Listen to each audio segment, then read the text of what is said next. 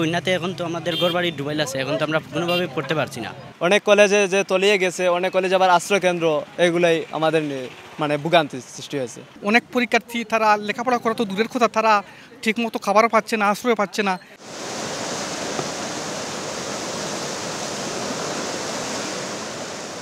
ভাঙ্গা বাঁধ দিয়ে তীব্র গতিতে ঢুকছে কুশিয়ারা নদীর পানি, তলিয়ে আছে বিস্তীর্ণ এলাকা। প্রতি ঘন্টায় প্লাবিত হচ্ছে নতুন নতুন এলাকা।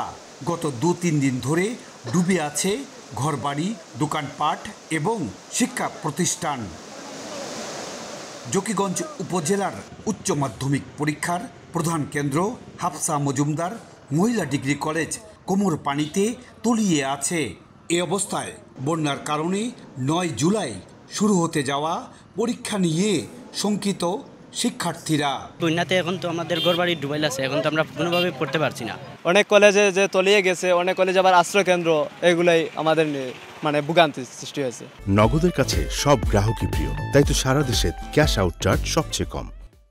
বানের পানিতে ডুবে আছে জকিগঞ্জ পৌরসভার 9টি ওয়ার্ড। অনেকেই এখন আশ্রয় কেন্দ্রে, কেউ কেউ মাচা করে ঘরে। জীবন যুদ্ধে টিকে থাকাই যেখানে কষ্টকর, সেখানে পরীক্ষা নিয়ে ভাবতে পারছেন না তারা।